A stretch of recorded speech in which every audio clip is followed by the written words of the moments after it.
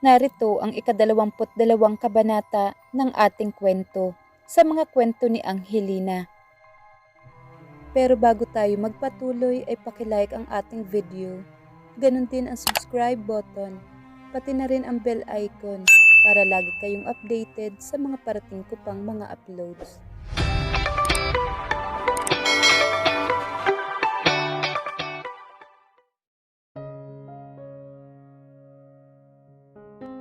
Where are you going? Takang tanong ni Jacob kay Royal. Dahil sa 6 ng umaga ay bumangon na ito at halatang nag-aapura pa. He was planning for him to take the day off at hindi na muna siya pupunta sa office dahil na rin sa 4 na ng umaga sila nakauwi.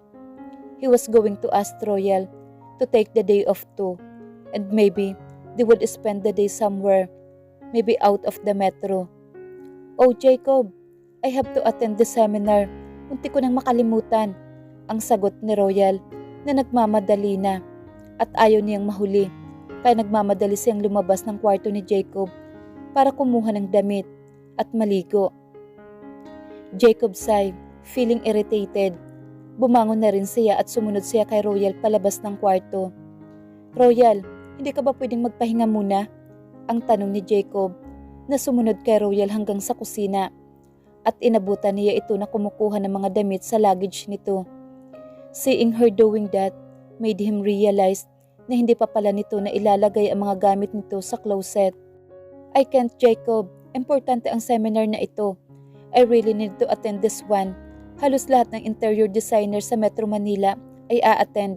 May certificate na ibibigay sa mga uma-attend and I needed that. Ang paliwanag niya. Nagpamiwang si Jacob habang nakatingin kay Royal na abala sa paghahanap ng isusuot nitong mga damit. I brew some coffee, ang sabi niya. Saka ito lumapit sa kitchen counter para mag-brew ng kape. Thanks, ang tanging isinagot ni Royal. Oh, my back felt so stiff, ang angal ni Royal. At hinawakan pa niya ang kanyang baywang para i-stretch ang kanyang likod. I'm always stiff too, ang biglang sagot ni Jacob. Really? Where? Ang alalang tanong ni Royal sa kanya. She gave him a concerned look. Down there. Ang pasimpleng sagot ni Jacob. Oh, sambit ni Royal na bahagyang nagitla. Masakit bang mga paa mo? Hindi ka na dapat nagbubuhat ng kung ano-ano kagabi. Ang sagot ni Royal. Jacob rolled her eyes. Ganito ba ka-inosente ang asawa niya? Lalo lang tuloy siyang tinitigasan. Just thinking na he would be the first man. Her first experience. Damn, sumasaludo na ang sundalo niya. Lagyan mo ng pain reliever para mabawasan ang paninigas. Ang sabi pa sa kanya ni Royal bago ito mabilis na pumasok ng banyo na nasa kusina. Yeah, right. As if makukuha ng haplos ng pain reliever. Utapal lang salumpas ang paninigas. Ang sabi ni Jacob sa sarili. Kung haplos mo na lang sana. Ang gusto sanang sabihin ni Jacob. Shit, stiffness pa more. Napabuntong hininga si Jacob. Kung kailan pa namang gusto niyang bumawi kay Royal sa mga oras na sinayang niya sa pagtambay niya sa bar, saka pa ito naging abala ng husto. Nakabihis na si Royal paglabas ng banyo at naroon pa rin si Jacob na naghihintay sa kanya. She checked the wall clock, nakasabit sa kusina. It's already 6:30. At 8 ng umaga ang simula ng seminar. Ayaw niya nang darating siya sa isang event na eksakto sa oras. She wanted to be there at least a few minutes before the event starts.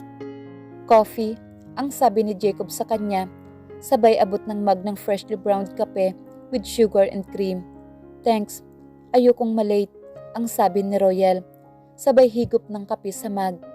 Kinuha niya ang kanyang suklay para suklayin ang basa niyang buhok nang may tumunog ang kanyang telepono.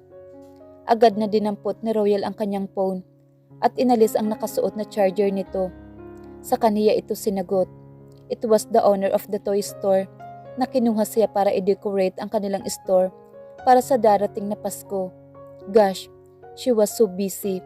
Nakalimutan na niya ang tungkol dito. She thought. Royal kept on talking on her phone. At nanatiling hawak ang kanyang kamay ang suklay at napansin iyon ni Jacob.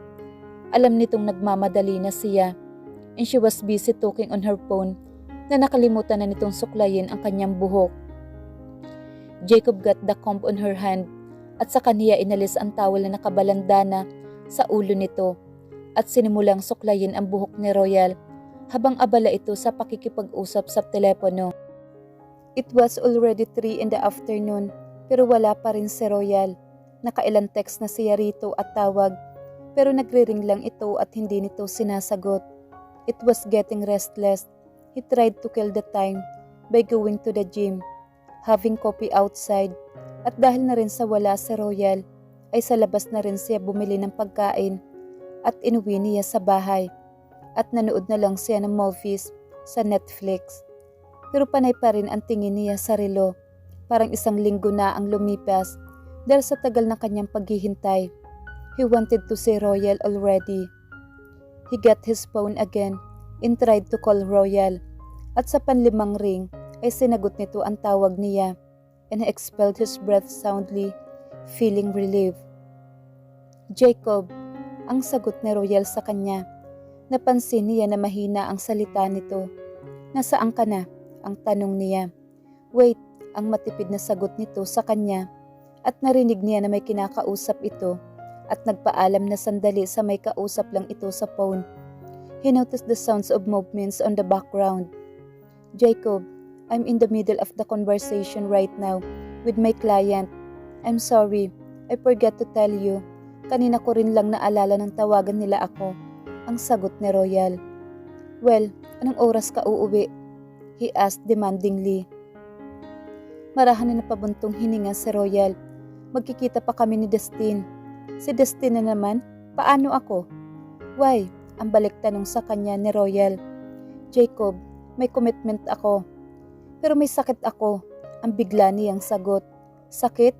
Ang patanong na sagot nito sa kanya at nahalata niya ang pag-aalala nito kaya nabuhayan siya ng loob.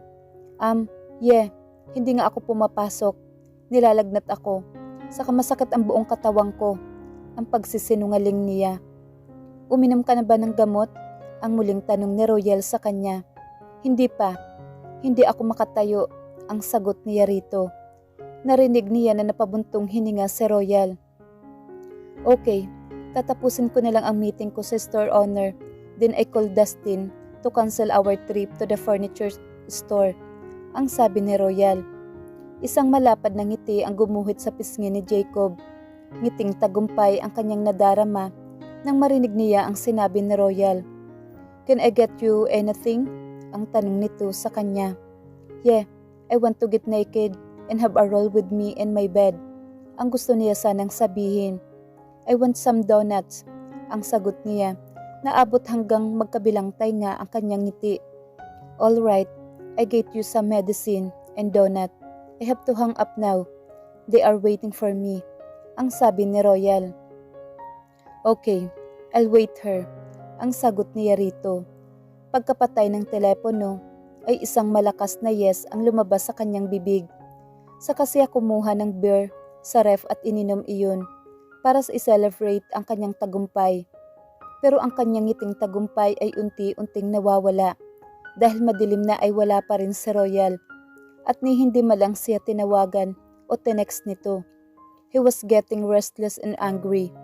Bakit kung kailang magtitino na siya? Si Royal naman ang walang oras sa kanya. Ginagantihan ba siya nito? Ang galit na sabi ni Jacob sa sarili.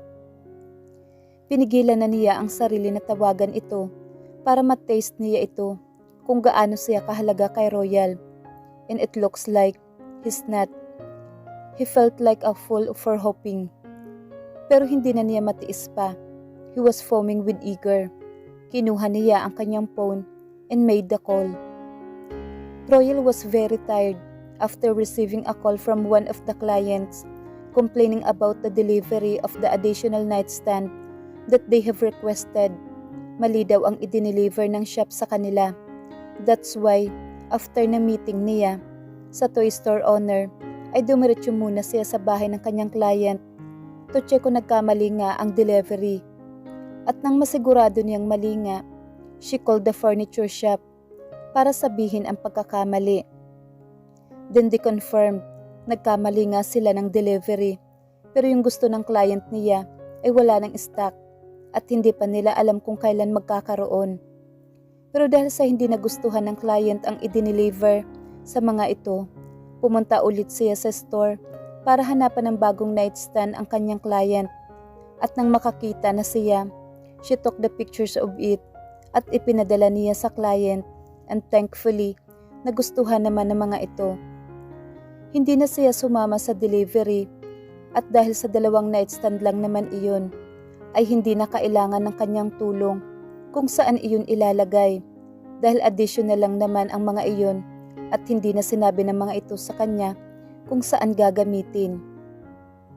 At nang pagkatapos niya ay bumili ng gamot kay Jacob, agad naman siyang nagpunta sa mall para bilhan ng donut si Jacob at tatawagan niya sana ito nang tingnan niya ang kanyang bag at wala roon ang kanyang phone.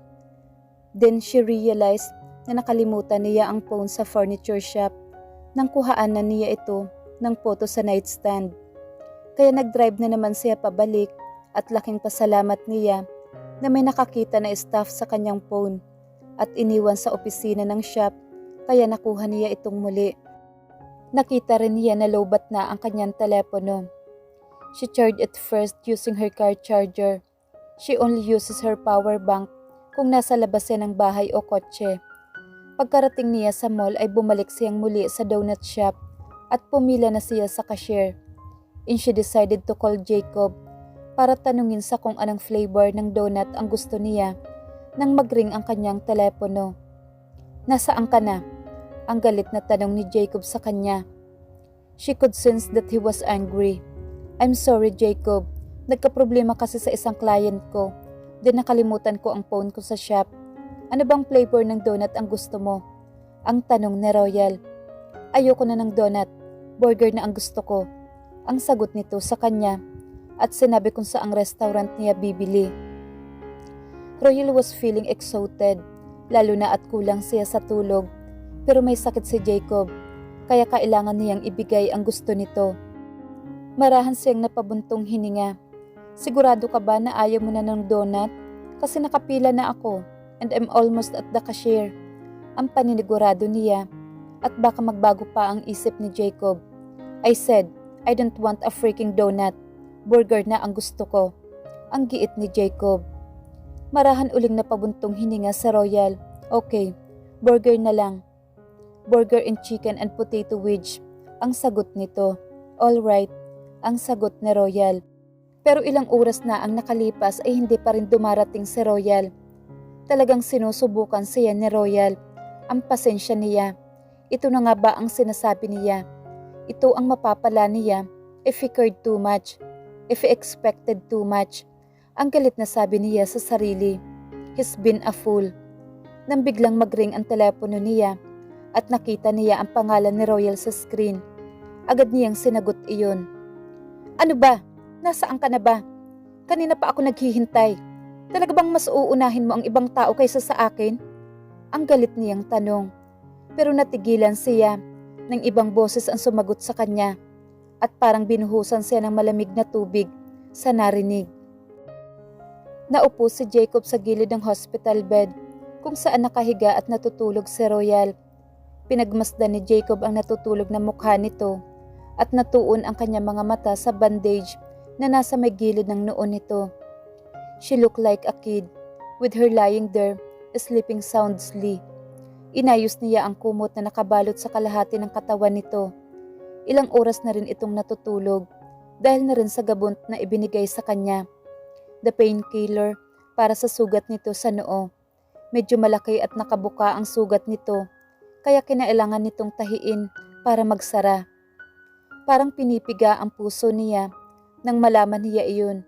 Laking pasalamat na lang niya dahil hindi na palakas ang pagkakabagsak ni Royal sa sahig. Kundi baka magka-head injury ito and it could be fatal. It was all his fault. Ang galit na sabi niya sa sarili. Kung inintindi niya lang sana si Royal at kung hindi lang binalot ng sobrang selos ang puso niya, ay hindi ito mangyayari kay Royal. Siya ang may gawa nito sa asawa at siya ang dapat sisihin. Laking pasasalamat niya sa babaeng crew ng burger joint na nagdala at nagbantay kay Royal dito sa hospital. Ito rin ang tumawag sa kanya at naalala niya ang sinabi nito sa kanya nang sagutin niya ang tawag galing sa phone ni Royal. Sir, si ma'am po, hinimatay po sa restaurant. Sinamahan ko po siya dito sa hospital. Kinuha ko po yung cellphone niya para po matawagan ko yung pamilya niya. Tapos tiningnan ko po yung last dial call made niya. Kaya po nakontak ko kayo. Ang sabi ng babae sa kanya. All the blood in his head were drained at para siyang binuhusan ng malamig na tubig.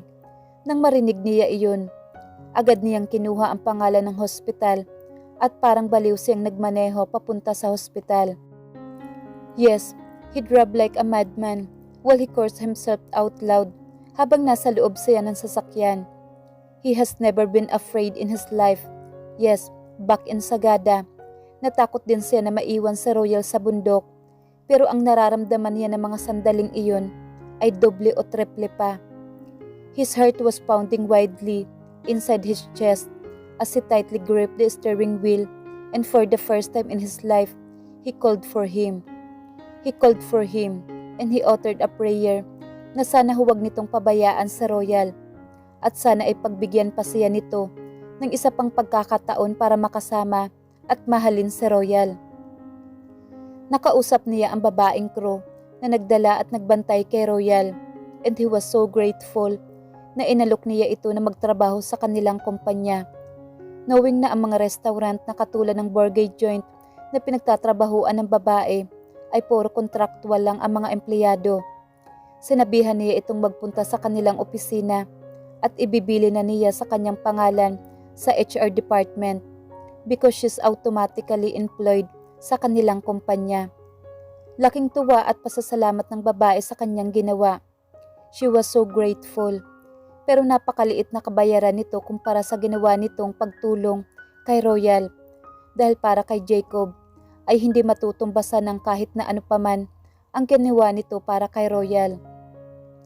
Pagkatapos niya sa loob ng private room ay parang dinudurog ang puso niya nang makita niya si Royal na nakahigas at may bandage sa ulo at namumutla ito. Nakausap niya ang doktor na tumingin kay Royal at overexertion ang cause ng kanyang pagkahimatay. Wala naman daw itong sakit at hindi rin daw ito buntis. Hindi niya masabi sa doktor na hindi po talaga mabubuntis si Royal dahil virgin pa po ang asawa ko. But he just listened and kept his mouth shut up. He listened intently sa mga ipinagbili nito ng doktor sa kanya patungkol kay Royal. Saka lang siya nagsalita na magpasalamat siya sa doktor. Hinimas niya ang buhok ni Royal. Gustong-gusto niya ang soft textures ng buhok nito sa kanyang daliri. Pagkatapos ay bumaba na ang mga daliri niya para marahang haplusin ang malambot na pisngi nito na sa mga sandaling iyon ay nawalan ng kulay. Hindi katulad ng dati na natural na kulay rosas. Kukuha sana siya ng damit nito sa bahay dahil naka-hospital gown lang ito pero hindi niya magawang iwan sa Royal. Natatakot siya na baka pag iniwan niya sa Royal ay biglang mawala ito sa kanya at kasalanan niya ang lahat. Yes, it was all his fault at hindi na kailangan ng daddy ni Royal na parusahan siya dahil siya mismo ang magbibigay ng parusa sa kanyang sarili. Overexertion, sobrang pagod nito sa trabaho. Tulad nga ng sinabi nito sa kanya sa phone pero hindi niya iyon pinakinggan at kung ano-ano pa ang iniutos niya. God, he loved her. He loved her so much that his heart swelled with so much emotion. It's hurt but it feels so good. It feels so good na aminin na niya sa sarili at tanggapin na nagmamahal na siya. What more kung si Royal mismo ay mahal din siya. Siya na siguro ang pinakamasaya at pinakaswerteng lalaki sa buong mundo. Gayunpaman, hindi man niyan masabi kay Royal ang pagmamahal niya, pero nangako siya sa sarili na simula sa mga sandaling iyon, ipapakita at ipaparamdam na niya kay Royal kung gaano niya ito kamahal. Royal baby, ang bulong ni Jacob, at muli niyang hinimas ang pisngi nito. Nakaupo si Royal sa may gilid ng dalisdis. Nasa kabundukan na naman siya ng Cordillera sa may kumbento. Napabuntong hininga siya. Nandito na naman siya, nakaupo sa gilid ng dalisdis, naghihintay sa pagsikat ng araw. Naghihintay ng pagdating ng kanyang mami at daddy. Umaasa na susunduin na siya ng mga ito at umaasa na magkakasama na sila. "Royal baby," ang narinig niyang tawag sa kanya mula sa kanyang likuran. Lumingon siya, pero hindi mga magulang niya ang nandoon para sunduin siya. It was Jacob. Nakalahad ang mga kamay nito sa kanya. She looked at his stretched hand in front of her, and she looked in his gray eyes. She saw love in them. She smiled at him at inabot niya ang kamay nito, and he held her tightly. "Royal, wake up baby," ang muling sabi nito. Then she felt someone softly touching her cheeks. Nasaan ba siya? Nakatulog na ba siya? Bakit parang ang sakit ng katawan niya at ulo niya? Ang sunod-sunod na tanong ni Royal sa sarili. Dahan-dahan niyang iminulat ang kanyang mga mata at unang tumambad sa kanyang mga mata ay ang mukha ni Jacob. Halata ang pag-aalala sa mukha nito. "Jacob," ang sambit ni Royal. "Yes babe," ang sagot ni Jacob. At unti-unting gumuhit ang ngiti sa mga labi niya. Sa kaniya hinalikan sa noo sa Royal. "Nasaan ako?" ang mahinang tanong ni Royal. Marahan na napabuntong hininga si Jacob at hinawakan niya ang kamay ni Royal. "Nasa hospital ka. Hinimatay ka daw sa burger joint habang nakapila ka," ang sagot ni Jacob.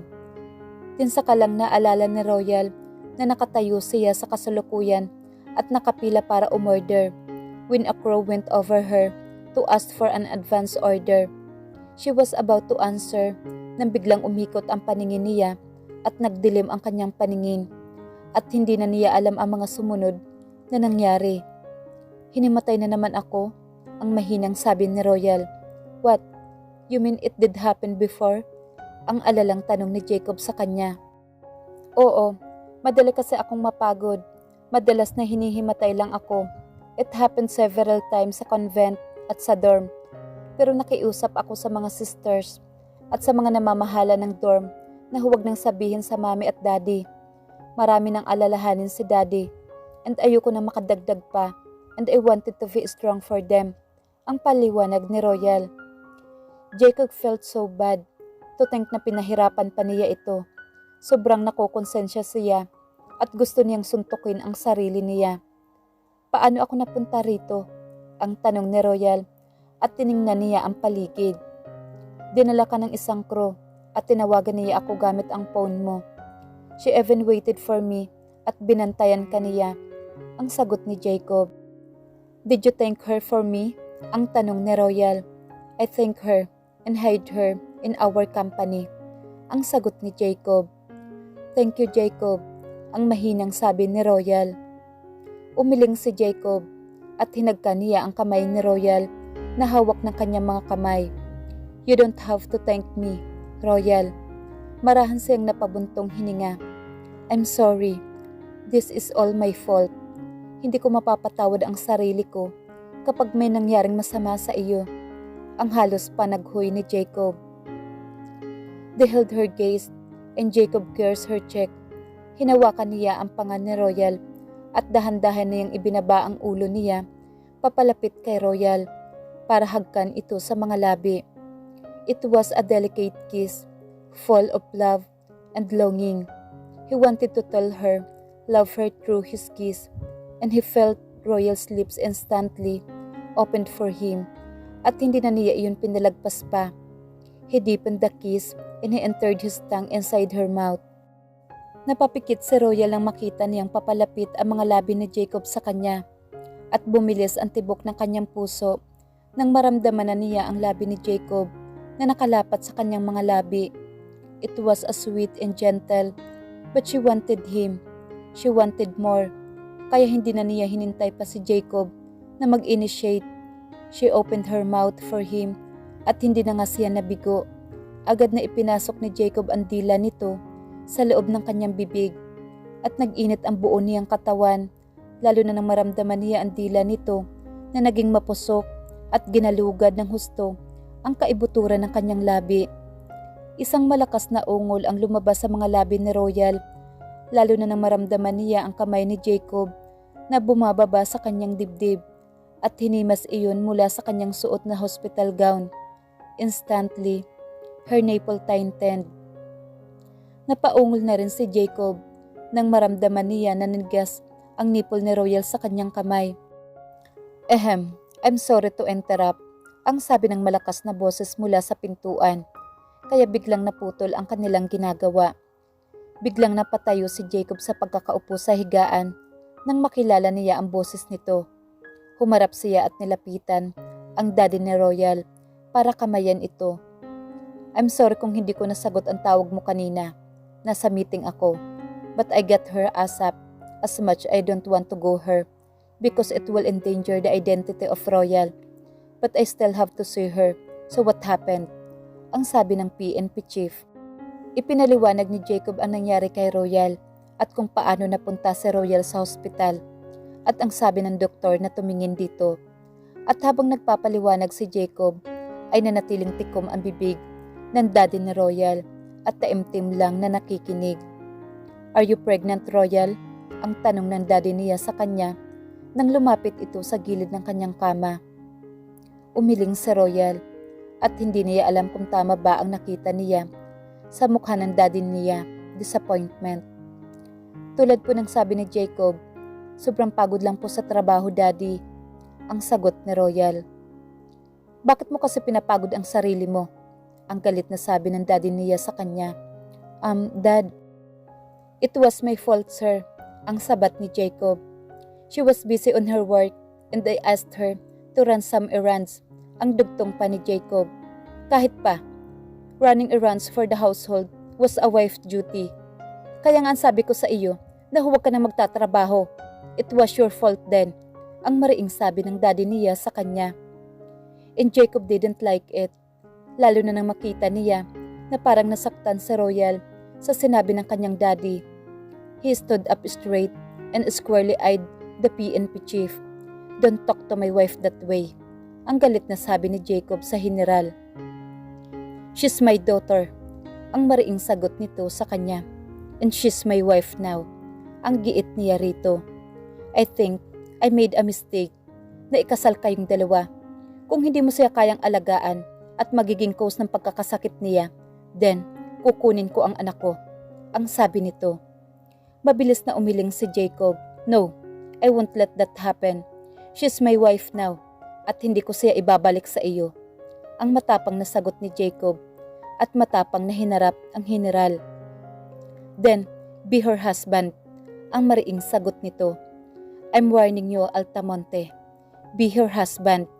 If you can't do that, I'm going to get her.